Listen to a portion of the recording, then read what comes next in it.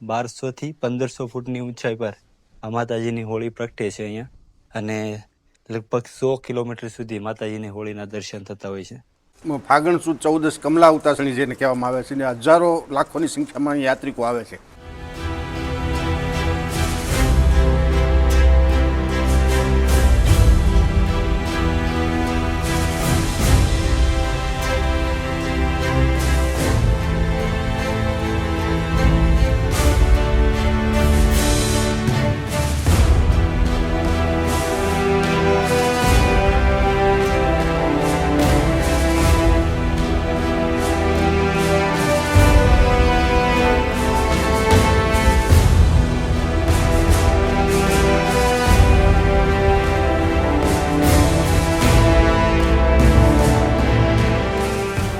Hello મિત્રો, સ્વાગત છે તમારો અમારી ગજબ ગુજરાત ચેનલમાં. મિત્રો, હું છું આપણો વિનોદ સોલંકી, અને આજે આપણે આવ્યા છીએ કમળાઈ માતાજીના મંદિરે. જો તમે સામે જોઈ રહ્યા છો, કમળાઈ માતાજીનો ડુંગરો છે, અને કમળા હોળીના દિવસે અહીંયા સુંદર મેળો ભરાય છે માતાજીનો, અને ઘણા બધા લોકો જો અહીંયા દર્શન કરવા માટે આવે છે.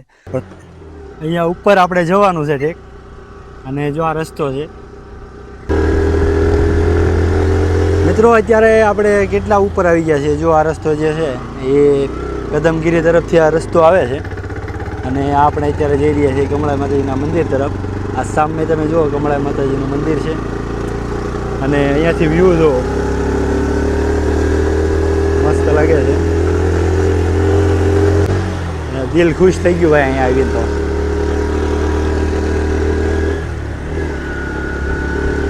જેમ જેમ તમે ઉપર ચડશો એમ મસ્ત લાગશે.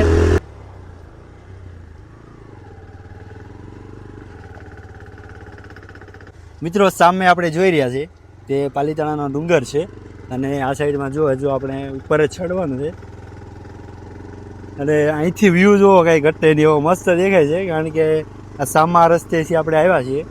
ઉપર જઈને તમને બતાવો હમણાં. જો મિત્રો, આ ઢાળ કેવડો મોટો ઢાળ છે, કારણ કે આ ઢાળ ચડાવવામાં તો ગાડીને ભી પડી ગઈ છે. તો ફાઇનલી મિત્રો, અત્યારે આપણે આવી ગયા છીએ કમળાઈ માતાજીના ડુંગરાની માથે. જો અત્યારે તમે અહીંનો વ્યૂ જુઓ, બહુ મસ્ત દેખાય છે, એક નંબર.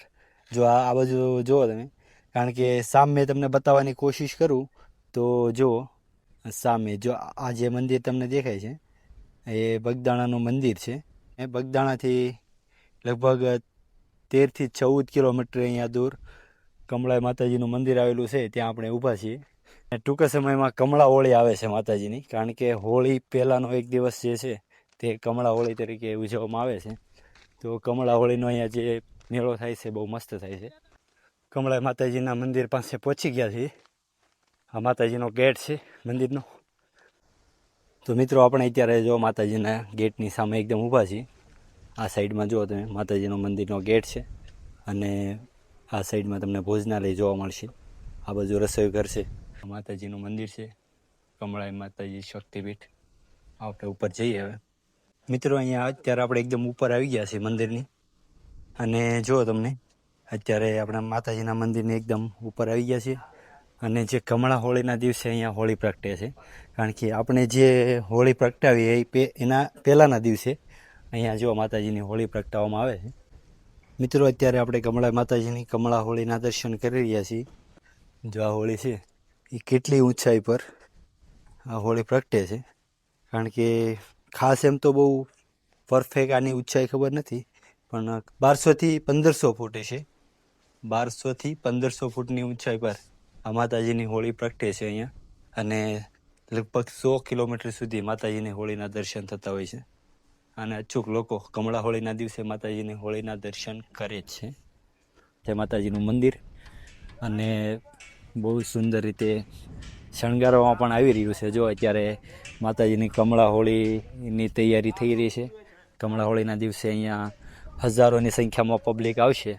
તો એ પબ્લિકને પહોંચી વળવા માટે માતાજીના મંદિરને એકદમ સુંદર રીતે શણગારવામાં આવ્યું છે, અને માતાજીનું નવું મંદિર બની રહ્યું છે. જો હજી એનું શિખર બાકી છે.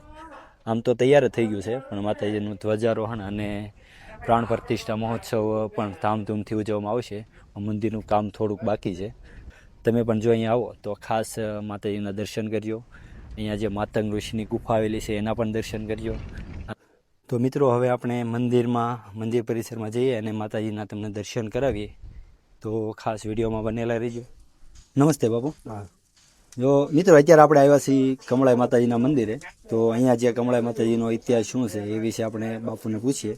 તો બાપુ, અહીંયા જે માતાજીનું સ્થળ આવેલું છે એ કઈ જગ્યાએ આવેલું છે અને એનું જે મહત્વ છે એ વિશે થોડી વાત કરો. અને મારું નામ કિશોરગીરી ગોસ્વામી, કદમગીરી, અહીંના અમે પૂંજારી. પૂજારી તમે પૂજા એને કરો.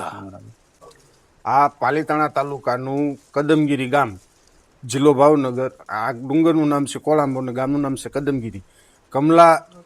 માતાજીનું નામ કમલાઈ માતાજી છે. મહાલક્ષ્મીનું ઉદ્ગમ સ્થાન. વિષ્ણુ ભગવાનને વરવા માટે માતાજી અહીંયા તપસ્યા કરી હતી. હજારો વર્ષ તપસ્યા કર્યા પછી વિષ્ણુ ભગવાન પ્રસન્ન થયા અને માતાજીએ વિષ્ણુ ભગવાનને સાથે લગ્ન કર્યા. આ એ સ્થાન, કારણ કે લક્ષ્મીજી પહેલાંનું આ સ્થાન છે. લક્ષ્મીજીનું પહેલું સ્વરૂપ કમલા એટલે લક્ષ્મીજીનું પહેલું સ્વરૂપ. વિષ્ણુ ભગવાનને વરવા માટે માતાજીએ પોતાના જમણા પગમાંથી અગ્નિ પેટાવી અને એમાં પ્રજ્વલિત થઈ અને લક્ષ્મી સ્વરૂપે પ્રગટ થયા. એ આ સ્થાન, જેના રૂપે અહીંયા અમારું મોટામાં મોટું પર્વ ફાગણ સુદ 14 કમલા ઉતાસણી જેને કહેવામાં આવે છે. અને હજારો લાખોની સંખ્યામાં યાત્રિકો આવે છે. અહીં ટ્રસ્ટ દ્વારા ખૂબ જ સરસ રીતે અન્નક્ષેત્ર, ભોજનાલય કાયમ માટે 365 દિવસ ચલાવવામાં આવે છે. ચા પાણીની વ્યવસ્થા પણ અહીં રાખેલી છે. અને ફાગણ સુદ 14ના દિવસે અહીં કમલા માતાજીનું પ્રાગટ્ય દિવસે 1 થી 1.5 લાખ અંદાજિત માણસો આવે છે. હરેકને ફરાળની વ્યવસ્થા હોય છે, લચ્છીની પણ વ્યવસ્થા હોય છે, એવું અનેક. અને કમલા માતાજી એટલે લક્ષ્મીજીનું પહેલું સ્વરૂપ ગણવામાં આવે છે. બરાબર. અને બાપુ, આપણે જે અહીંયા બાજુમાં કમળા હોળી પ્રગટાવવામાં આવે છે, હોળીની પહેલાના એક દિવસે, તો એ વિશે થોડી વાત કરો. હા, એના માટે જ હું તમને મેં વાત જે કરી કે કમલા માતાજી એ વિષ્ણુ ભગવાનને વરવા માટે માતાજી તપસ્યા કરી. એટલે માતાજીએ અગ્નિ સ્વરૂપ ધારણ કરી અને વિષ્ણુ ભગવાનને વર્યા. એટલે અહીં આપણે એ ઉજવણી રૂપે કમલા ઉતાસણીનું ઉજવવામાં આવે. અને બાપુ, એક બીજું આપણે બાજુમાં બગદાણા ધામ છે. તો બગદાણા ધામના જે બજરંગદાસ બાપા છે એનો કંઈક ઇતિહાસ આપણે અહીંયા માતાજી સાથે જોડાયેલો છે, એ વિશે વાત કરો. વિષ્ણુ અનુયાયી છે એના ઈષ્ટદેવી થાય. જે વિષ્ણુના અનુયાયીઓ છે એના ઈષ્ટદેવી થાય. કારણ કે કમલા વિષ્ણુ ભગવાનના અર્ધાંગિની કહેવાય. એટલે માતાજી એમના કુળદેવી થાય. અને એ સમયમાં બજરંગદાસ બાપા અન્ય વખત સહસ્ત્રપાઠ અહીં વિષ્ણુના કરતા. અને હાલમાં અત્યારે પૂજ્ય મોરારી બાપુ તેવા અનેક સંતો અહીં અવારનવાર માતાજીના દર્શન માટે પધાર્યા છે. બરાબર. અને બાપુ, અહીંયા એક કંઈક ગુફા છે આપણે, એ ગુફા વિશે અહીં માતંગ ઋષિની ગુફા ગણવામાં આવે છે. અહીં માતંગ ઋષિ અહીં ભજન કરી ગયા.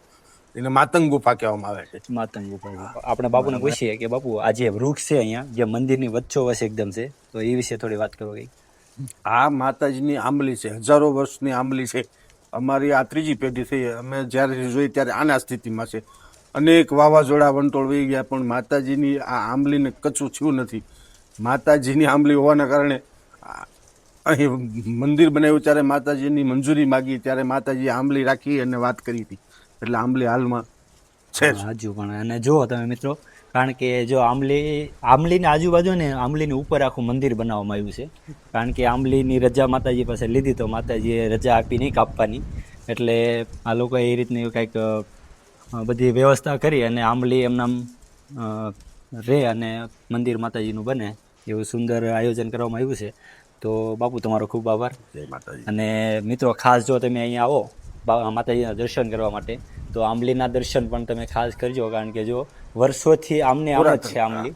અને કેટલા સમયથી હોય એ બાપુને પણ ખબર નથી. બાપુએ જ્યારે રજા લીધી તો એ આંબલી વિશે જ્યારે રજા લીધી તો એને કાપવાની માતાજી રજા આપીને અને એની ઉપર જો આ મંદિર આખું બનાવી દેવામાં આવ્યું છે. તો ખાસ માતાજીનો આ મોટો પરચો કહેવાય કે ઘણા વાવાઝોડા, બાપુએ કીધું એમ, ઘણા વાવાઝોડા આવી ગયા. કારણ કે કેટલી ઊંચાઈ પર આ મંદિર આવેલું છે અને પવન લગભગ વેતો જ રહે છે. નીચે કરતા 3 ગણો વધારે હોય. હા, નીચે કરતા પવન પણ ખૂબ જ વધારે છે. પણ છતાં આંબલીને કાંઈ પણ નુકસાન થયું નથી, હજારો વર્ષો થયા છતાં. એટલે ખાસ આ એક માતાજીનો પરચો કહેવાય અહીંયા. અને ખાસ તમે જો આવો તો આ જગ્યાના દર્શન કરજો અને માતાજીના આશીર્વાદ જરૂરથી મેળવજો. આ જે છે એ કમળા હોળી છે. મિત્રો, કમળા હોળીના દિવસે અહીંયા માતાજીની હોળી પ્રગટાવવામાં આવે છે.